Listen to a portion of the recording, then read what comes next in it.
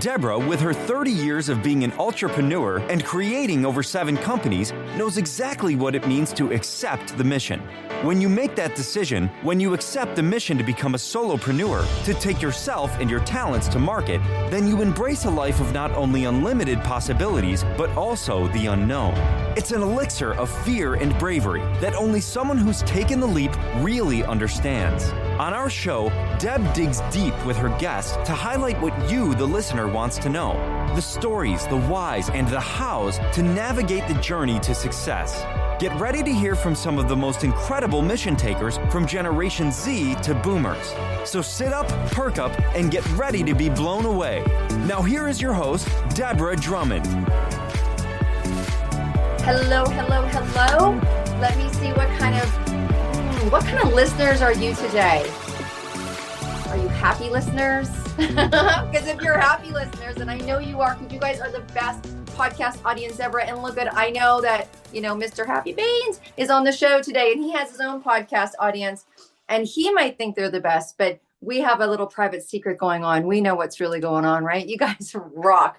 Okay, I kind of gave you the name of our guest today, but I got to tell you, happiness is pretty, how can we say it? It's very, when someone's happy, it just breathes more happy people. And here's someone, I got to tell you, I was on a show, and you're going to have to listen to it because it's very different than our show, but it is like upbeat and let's do it. And they were like, he was just throwing questions at me that I was like, I had to be up for the whole show, I'll tell you. But look at happiness it's a commodity. It's commodity. Really, it's a commodity because it has value. Not because people buy it or people sell it or people put it on discount or people whatever.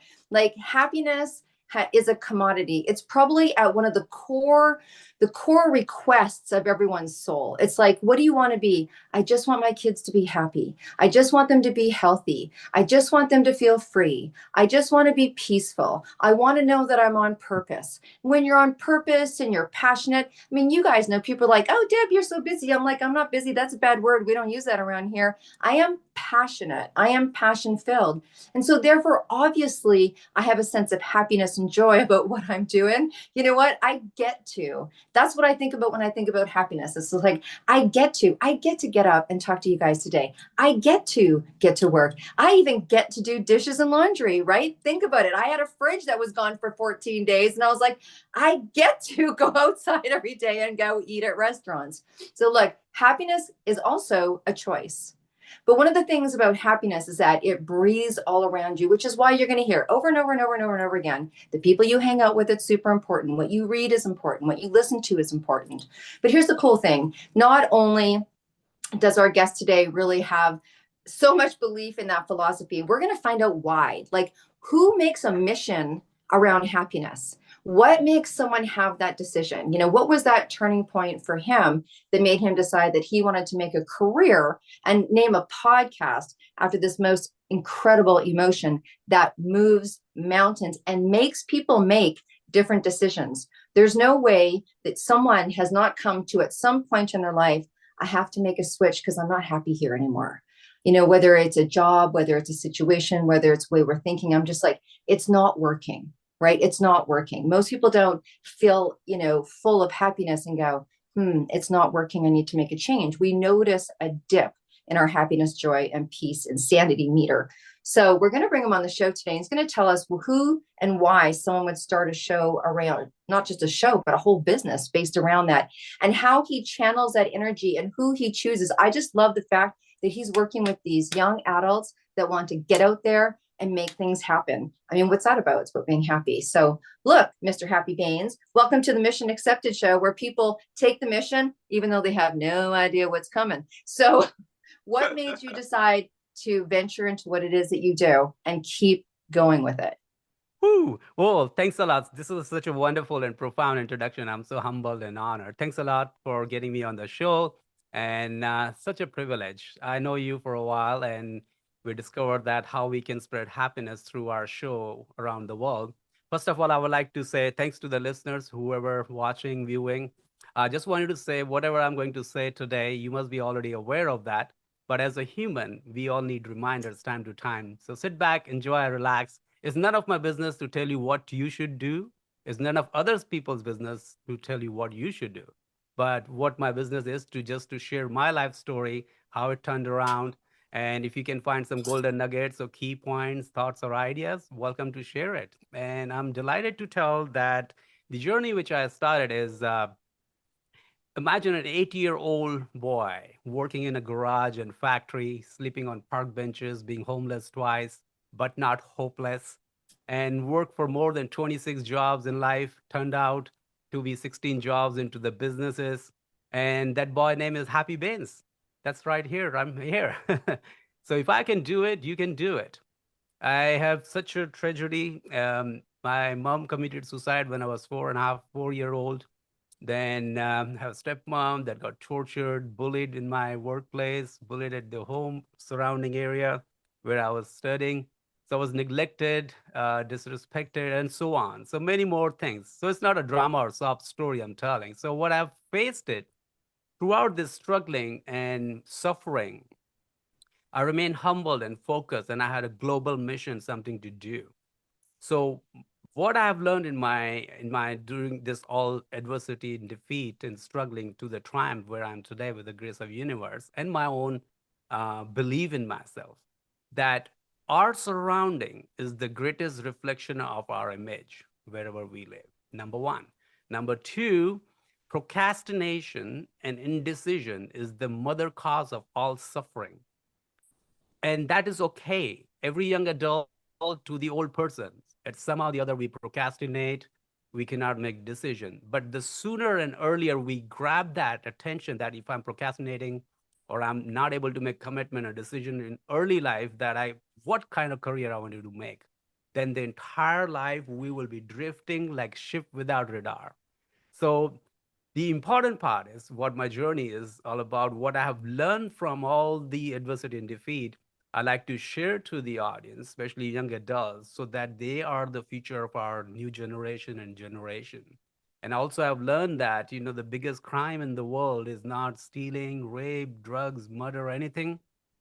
In my opinion, is misleading. Misleading someone is the biggest sin someone can do. So if we know 100%, it is a good idea to say only 70 or 80, but not butter it up and just say to the world that can mislead someone, because when we are gone, the person is gone, his children's and children's and children will believe in that fact. So misleading is very, very not a very appropriate thing. And we learn every day, we are bombarded with so much of information like this podcast and that, and then social media, and billions and millions of things bombarded. Young adults are not bad or not wasting time, but they are distracted with all these things. So which one we should believe? So many options are bombarded to them today. They can't make decision, and without not making decisions. So I will give you a quick example of for young adults or anybody. The life is like two trees. One is a dry tree, and one is a fruit tree. Let me explain you what dry tree means. And our life is also dry tree if we are not producing results financially, spiritually, and emotionally. The number one key factor in a dry tree as a dry life is indecision. With indecision, we start procrastination. With procrastination, we get worry. With worry, we start concern. With concern, we get stress. With stress, we get anxiety. With anxiety, we lead to the drugs and gangster lifestyle and prostitution and so on. And with that life, we become what? Fearful. So the entire life, if a person doesn't get up from the bed and become fearful or do sin or crime, is that person was fashioning his or her thought because of indecision. Indecision is the mother cause of all suffering. On the other side, the fruit tree, the person who is successful, even is young or older, he or she has taken a definite major purpose of his or her life.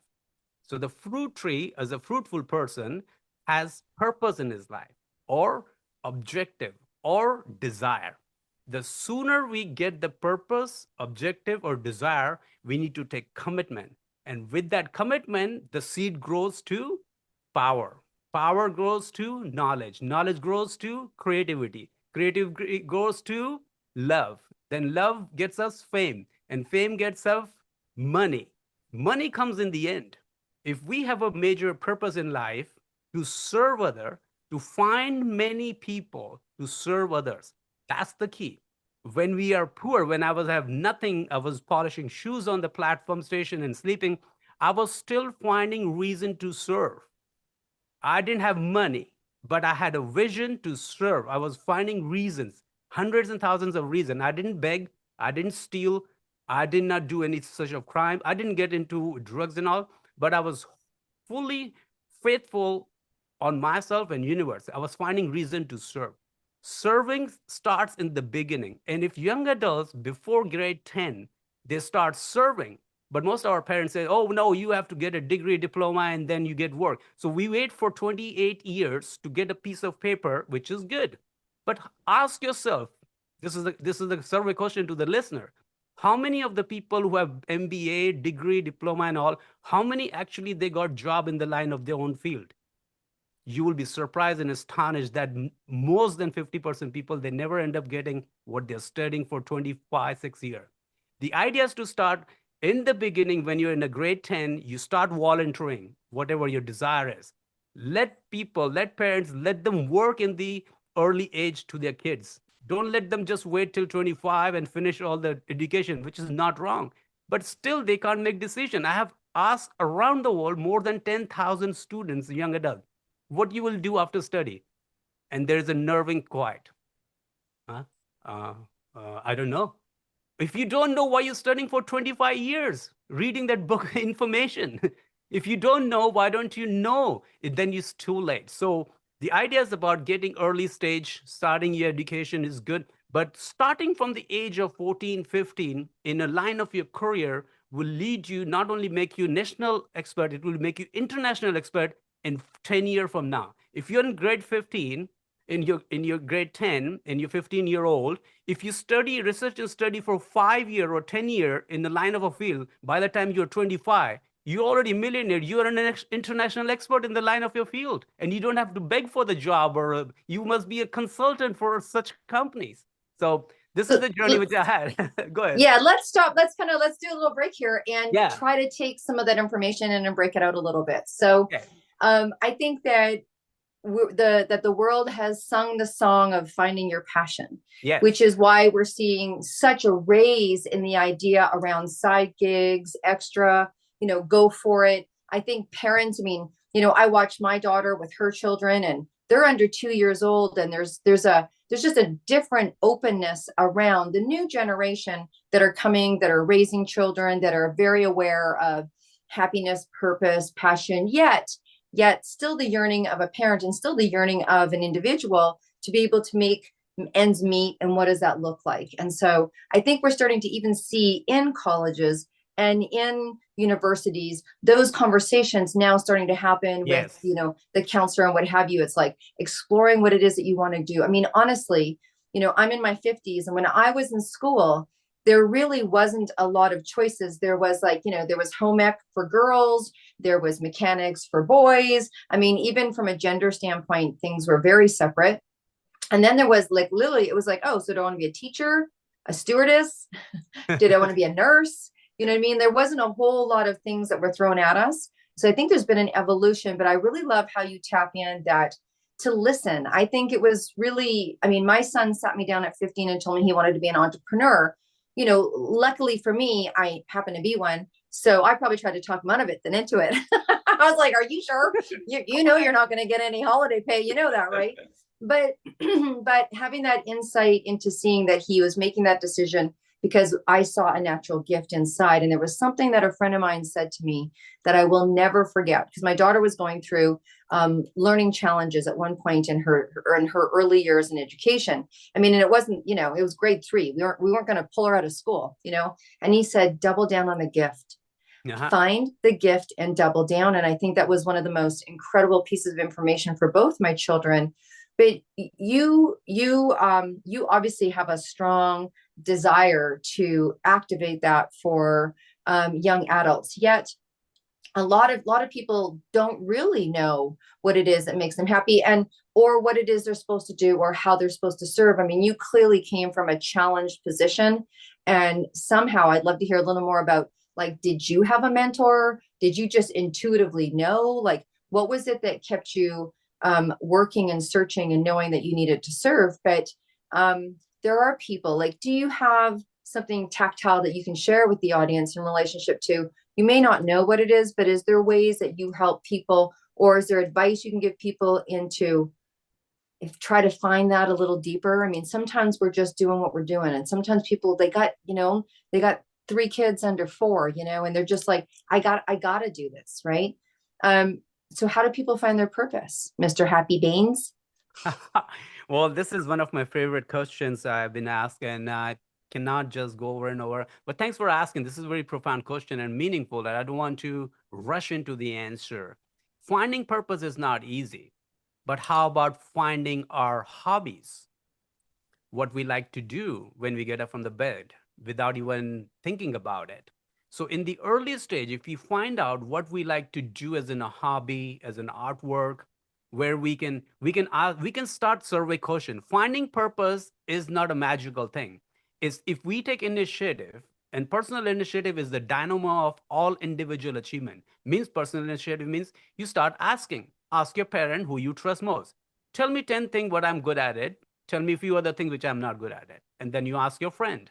And then you find out what naturally you like to do if you don't know the purpose. Then you sit down, empty your mind on paper. If your ideas and thoughts are not paper, it's not in your life. Finding purpose doesn't come overnight. It's constant questions we should ask. If we are drifting, this is one strategy one can apply. Finding purpose is also do the volunteer work in the way you wanted to do, what you like to do, what are you good at it.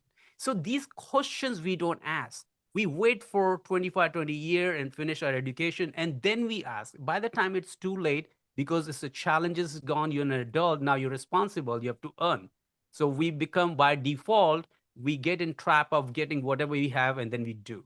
So starting early is asking questions. What do I like to do? So here's the magical strategy I use in my coaching. I said, imagine universe has tell you to live only 1 month on earth, and you have to leave. You have all the money you want, all the yachts and Rolls Royce and businessmen and women all are serving. You have enough money. What will you still do and get up in the morning? What will you still do? That call you emergency, that I would like to do this because I have only 1 month to live. I will do this, this, this. So write down the list. That is your emergency that your heart is speaking, not only the mind. Because what heart desire is, the heart desire purpose. Then the purposeful answer will come out by default. That what attracts you towards the world or what distracts you about the world. And when we cause emergency, we do only the thing what we need to be done. So I think this strategy will work. And if I can go on and on for an hour, but No. empty your mind on paper and writing down what you like to do as a hobby or what you like to do as a work for volunteer, go and volunteer. And if you will volunteer for a month without getting paid, you will know, no, I don't like the setting. I don't like the corporate setting. I don't really like the individual, solopreneur, entrepreneur, or employee. You will find out that are you introvert, extrovert, or ambivert? These are the qualities we should ask. So what we need, we should be very clear about that so the world cannot be confused. Right. No, it's a good statement. I'm sure that's going to make the show notes. We should be clear with ourselves so the world's not confused.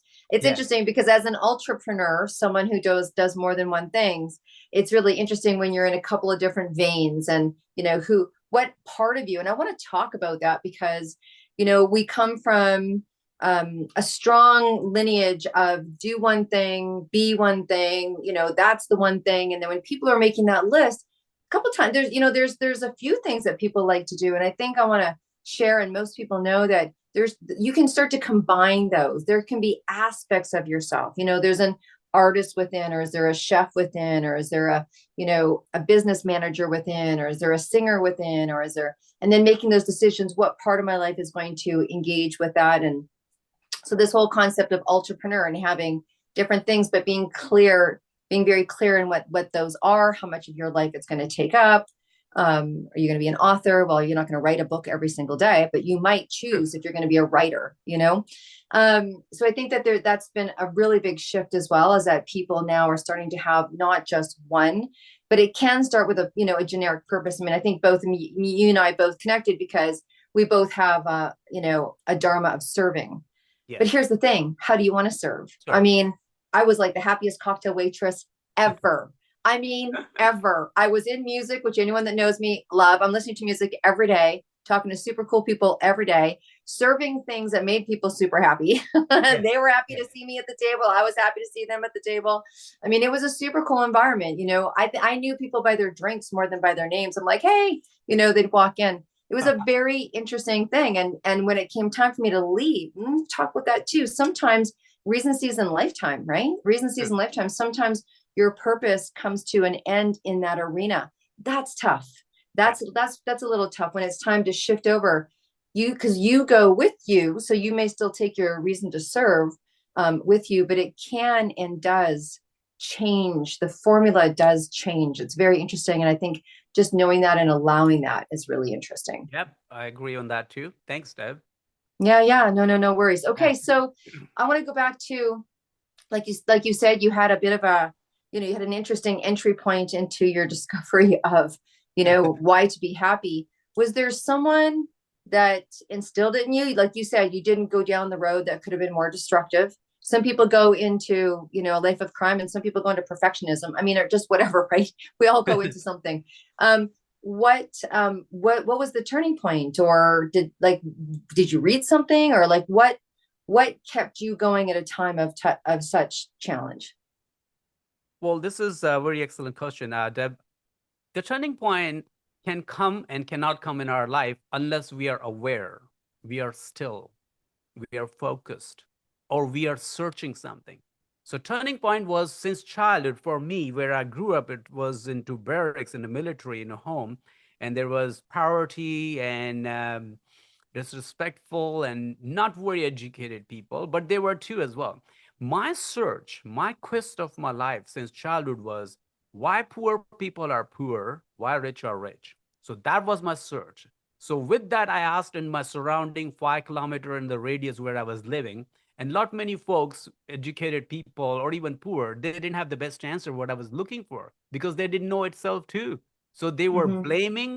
they were blaming the country, the neighborhood, and politician and so on. But that didn't serve me. So I went out to as a researcher or a scientist in my early stage to find out why rich are rich and poor are poor, why I should be not suffering where I'm living. As I said earlier, we are the reflection of our environment. And I decided I don't want to be in that environment. Yes, I can come back and serve and help them, but I don't have to live there. I don't want to be a frog in the well, or I want to be a shark in the ocean. I want to go beyond ocean. So my purpose was to serve globally. So I ask questions and all. I read books. I meet a lot of rich people. Here is something secret I would like to share, which is not a secret. You find out what rich people do. Rich something means like wealthy. Now here is the key. All wealthy people also have some bad habits and also have good habits. So as an accountant, we should take account of good habits.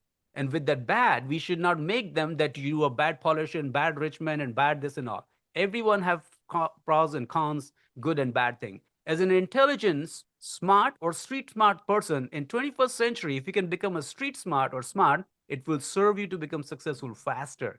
So you find out the good qualities of the rich or wealthy or genuine or decent or humble or integrity people. What are their quality? Where do they do? Where do they sleep and wake up and they go to the club? What do they wear? And so on. But you should not do all the same thing. Be creative, learn the positive mental attitude and pleasing personality traits and archetype, and you adopt that. And that will be your turning point in any time of your life. It will be a turning point for you when you will discover what has been done and how can I do better than yesterday.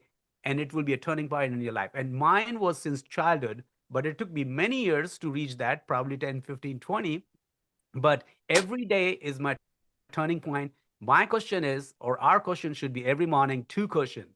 How can I do the best than yesterday? How can I serve best than yesterday? That should be my first question. And that can lead to a turning point or it can lead to our major purpose of life. Two questions in the department of how can I serve my relationship best than yesterday? It can be spouse, can be mother, father, boyfriend, girlfriend, husband, wife, brother, sister. Or how can I serve best to my client?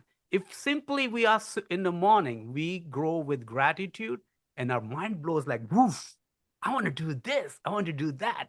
So that can be a turning point. Turning point is not only one point and it leads to success. It can be every day, can be a turning point if we are in a search of doing better than yesterday.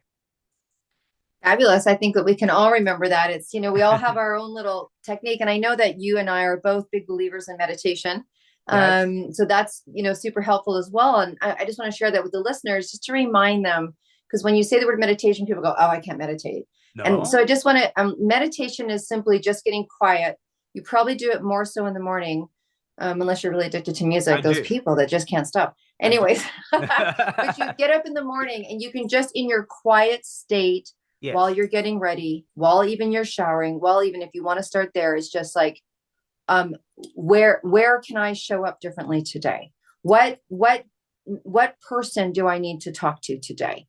How can I be better? If you want, how can I be better than I was yesterday? Where do I need to go left? Where do I need to go right? And just ask the question. Just ask the question. Where am I going to find the money to pay for the bills? How am I going to get my daughter into that school? I can't see how. How am I going to get this test at the doctor sooner than I think? Just ask the question. Yes. Stay in quietness. Brush your teeth in quietness. Maybe don't put the music on right away. Whatever, get ready and see how it unfolds. Because the interesting thing about meditation or putting that ask into the universe is sometimes it comes to you. And we're so used to finding it, searching it, researching it, Googling it, looking for it. Now, I'm not saying don't ask, because I'm on this big ask thing lately. Yes. Thank you, Steve Harvey. It's like, you ain't got because you ain't asked. I'm like, okay, I'm asking. I need, I need people to go to donate for the Ireland walk. Come on. So I'm like, okay, I got to remember to ask, particularly if you are the kind of person that is self-driven. Okay. We forget to ask, but you can ask in your meditation, in your quiet space, in your quiet time. And here's what happens. Books show up on your desk. You meet people in social media you didn't think you would meet. You go into a coffee shop and someone goes, hey, I just noticed da da da da da da da. And you end up starting a conversation, and 10 years later you're laughing in your friendship because that's how you met, right? So I think sometimes if you don't understand meditation, or I don't have time to meditate every day, just get quiet. Yes. Ask a question. Chances are you're showering alone, so you can ask in the shower even. But it's a good habit to get into. And I know that you're just such a big believer in meditation, and I do. you live by universal laws and principles. So look, we're getting close to kind of wrap up time. And what I really want to highlight is all of the, expert information that you've given us, you really relay into your clients, and you have a big serve of young adults to help them, whether they're here locally already or they want to immigrate, want to come in and they will learn, have their passion, their purpose. You help them start up because, oh my gosh, there's so many questions. I mean, I know starting a business, I've done a few. I would love to have had you by my side. So talk a little bit more about that process. Like someone's like, I don't even know. I just know I really love, like, I know that my passion is around music or cars and I want to do a business out of it, but I don't know what to do. Is that the kind of things that people come to you for? Yes, they do. Hundreds and thousands around the world. And I've coached and consulted and during my dynamic workshops and seminars around the world, more than 10,000 young adults I've coached and consulted around the world. If they're out of Canada or they're in Canada, they're welcome to reach. All the information will be mentioned here, I know, in your website and too. But the idea is if they don't know their purpose of life, or they don't know where to start their career or to start a new business, I will be happy to help them and guide them. But before even that, they cannot reach to me. Here is a piece of suggestion or advice is always do research and study in the line of field which you wanted to go. And don't hesitate to hire professional. Here is the example. If your shoe is broken and you need a shoe polish, you do not go to the goldsmith store. If your chain is golden chain is broken and you need a fixing, you don't go to the cobbler either. Mm-hmm. An intelligent person who want to make his or her career, who is deserving, whose purpose has, if he or she doesn't have purpose, but at least ambitious and serious to learn, I will recommend, suggest, or advise is seek experts' advice, the person who is or he or she is in a line of field, or coach or a mentor. because we are in new generation here, 21st century. We've been bombarded with so many things. We are lost. Who to trust, who not to trust. So take a time. If it is not other, I'm happy to help and suggest. So finding your line of a field purpose. If you don't even know your purpose or field, that's okay too, because that's what young adults drift most of the time. The idea is to reach out and be open-minded. Don't worry about the fees and all. There is always a free consultation, and lot many my students have only learned the dynamic results in the free consultation. Their life has been changed. So seeking, asking open-ended question, this is what help I need even to study or work in Canada or to start a business, or even you are outside, you wanted to flourish your career, you want to start a new lifestyle, is always asking politely and reaching out. It's very easy to reach out, and we can give all the best ideas and suggestions. I've written my book as a co-author. I've written my whole biography and life story, so they can read that too. Read all books. But again, as you mentioned earlier, I want to touch base quickly on the meditation part.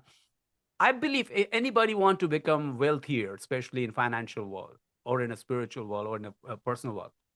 If he or she cannot write for 10 minutes in the morning, I don't know, it's a very strong statement I'm saying, that person doesn't have a lifestyle. If we cannot write 10 minutes for ourselves, what exactly I desire, or if I already have it, I'm already a millionaire. How can I improve and share with those money and make the best cause to the world? If we cannot write, empty our mind on paper, trust me, we will be drifting rest of our life. What is the procrastination to do to write? And then who's stopping us? Nobody. If you cannot write, there's universe is sending you message in your mind every day. Empty your mind and paper, but when we procrastinate. So at least write down. And reaching out is not very hard to do that. Meditation is such thing, millions of ideas and methods are out there. As you said, sitting quiet is best way. But finding ourselves, the existence, the biggest gift of our life is the life itself. And the biggest gift of our life is the presence. I am presence right now. Such an astonishing thing that in the universe, I am presence. If we find that in the quietness that I exist, and I'm the healthiest and happiest person, and I can do what I want and need I want, and I can reach that point. So reaching out to me is not a big deal. I cannot tell on this show, but I would rather let me you ask the question to give the best other answers to you. Awesome. Awesome. Okay. So of course in the show notes, everybody can reach out to Happy. We're going to have all that information there as per. Now look, Happy, I think you know that there's, I mean, first of all, I have a question for you. And Please. I love music, like air music. Okay. So there's a big project that we're doing. You know, me and my girlfriend, we're hoofing 8.5 marathons in 8 days across Ireland. And you guys, you listeners, you've heard about it. You know, you can just go to theydidatour.ca, go have some fun. We all, like Happy was just talking about, we all have our philanthropic, you know, ways of being. Well, mine just got a little extreme. So, so you guys can play with us in that music world. But Happy, I have a belief around music changes people's lives. Yes. So I have a question for you. Please. You're on your way to a desert island. Yes. You're not coming back. It's just you. Yes. You're packing your one suitcase and you have room for one album. Yes. One. What album are you taking? Oh, wow. Now you're putting on a gunpoint and a toughest question too. I will say, don't worry, be happy. That's great. Yeah. Don't worry. You're going to be listening to that for a lot of years. Don't worry. Be happy. Be happy. Be happy. Yeah. Don't worry. Be happy. Don't worry. Be happy. Over and over. Whether you're going on a desert island or in a Caribbean beach or anywhere, don't worry. Be happy. You know, the affirmation plays a big role. Okay. So that's the album that we're going to put in the show notes. Yes. That is the only album you're going to listen to for the rest of your life. Are you sure? I'm not sure. I was born with that song the moment. By the way, quickly, I want to tell you why my name was Happy, because the moment I was born, I didn't cry. I was pleasant. I didn't smile. So I was born in a home, and the home nurse, she told my mom, your baby was pleasant. She said, oh, such a happy baby. That's why she kept my name. Unfortunately, she committed suicide. I cannot listen her voice and face also, but that name I never wanted to change. So I was born with that smile and happy, and don't worry, be happy. I've seen such a priority. People will probably cry 10 hours, but I don't want to say in my priority, in my adversity defeats, I was happy. And All right. recently, I was asked question in the United States from the electronic media, said, Mr. Bains, when did you become successful? I said, I was successful when I was sleeping on park benches. I had nothing to eat and all. I was Right. healthy and happy. I know what I want, and I will get it. It's a matter of time. And I was smiling. I was happy. It takes courage to be happy. It takes courage. And it's not easiest thing. But the good gift is that everyone can be happy. Lift your face up, stay cheer up, be happy, and make other people happy. Awesome. Awesome. And look, you guys, if you have something to share and you want to be, we're sitting where Happy is, and you want to be on the show, you know how to reach out to us. We are super easy. It doesn't get easier. Deb@debdrummond.com. Just reach through and we will be happy to have a conversation with you. So thank you so much for being our guest today. So excited. I feel elevated. I'm sure so does the audience. Thank you for listening. Thank you for watching. You guys are super cool, and be groovy till we see you next week. Thank you so much. Thanks to the audience, whoever is listening. You all have greatness in you. Keep doing one thing every day. Be excellent to yourself and other, and you see the magic happen. My quote, I wanted to share my childhood quote quickly to everyone. Protect Mother Earth and animals, and treat each person as the most important person in your life. You can take this challenge for 30 days, and you will love it, and you can remain for the rest of your life. Treat each person as the most important person of your life. Awesome. With that, you guys, stay groovy. Thank See you soon. Bye now.